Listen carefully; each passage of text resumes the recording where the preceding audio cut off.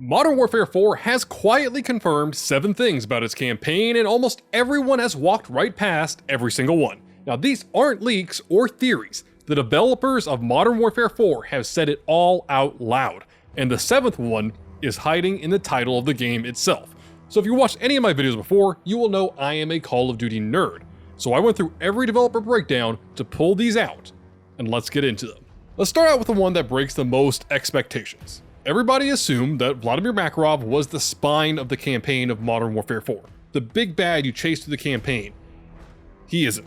Multiple creators were told directly by the developers at their invite-only event a couple weeks back that Makarov dies in Mission 2.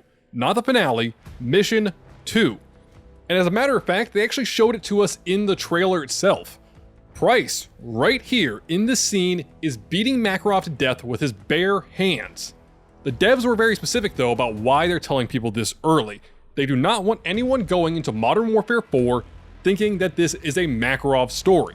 He exits the narrative in Mission 2 and he's gone. He doesn't come back. So if the franchise's biggest villain is cleared off the board in the second mission, the obvious question is, who is the real villain of the campaign? That's where it gets interesting, and I have a video coming out in a couple days talking about who the real villain of Modern Warfare 4 is, because it's actually a pretty big secret as of right now. But while we're speaking about Russians, let's talk about what's going on with the war itself. Because the war you're fighting in North Korea and South Korea is actually bigger than one man. The setup is that North Korea invades South Korea, but North Korea isn't doing it alone. Russia has been quietly producing and helping North Korea make weapons of war for the invasion in an area of the city of Hyjin called the Red Mesa. Now, how do we know Russia's involved if the marketing is all about Korea?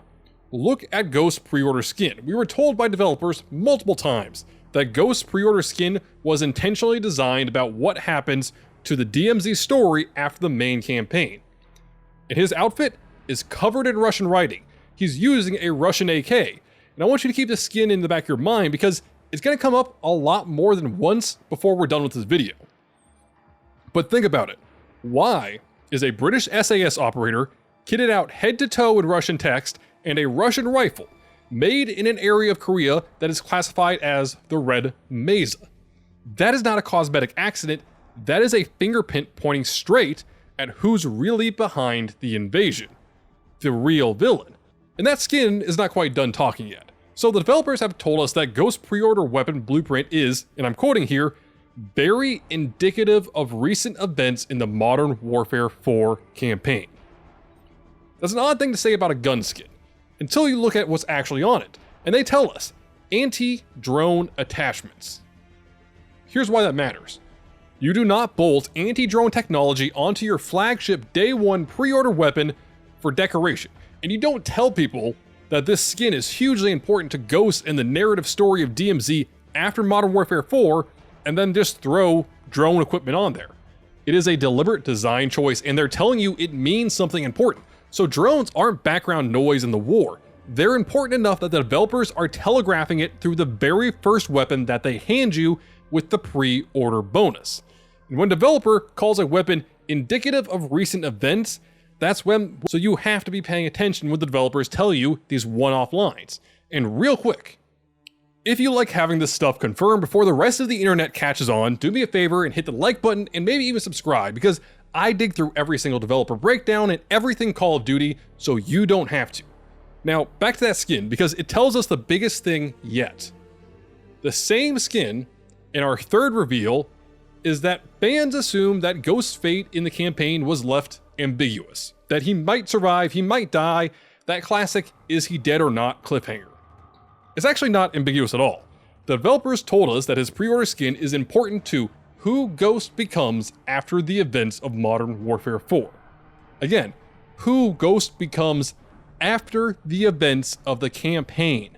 You do not build a character's next chapter around somebody who's dead. They've already confirmed his story continues, which means the campaign does not kill him off. Ghost survives Modern Warfare 4. And that's really important when we get to number 7 here, because that's going to tie into what's going on, but Russia's involvement, the drone war, and Ghost living through all of it is one piece of cosmetic art telling you the whole shape of the story. And it's not an accident either. Now, a hard pivot, because this next one is a full-blown catastrophe. The second to last mission in the campaign for Modern Warfare 4 is called Meltdown. And the name is not really a metaphor, it's quite literal. The developers have confirmed in DMZ's map Hygen, there is a nuclear reactor in the northern corner of the city that has melted down. A real meltdown, triggering a full evacuation of the city. And here's the part that matters. That meltdown is seemingly what stops the North Korean offensive in its tracks.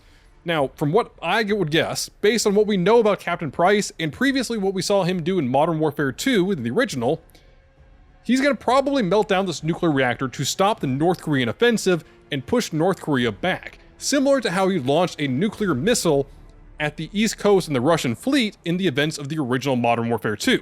So this isn't a random set piece, but it's actually a major plot element. And the campaign's biggest military threat is going to get halted, not necessarily by a hero moment, but by a nuclear catastrophe that empties an entire city. Which raises the question the devs have actually answered. If a meltdown stops the offensive, does the war end there? And well, the answer is no.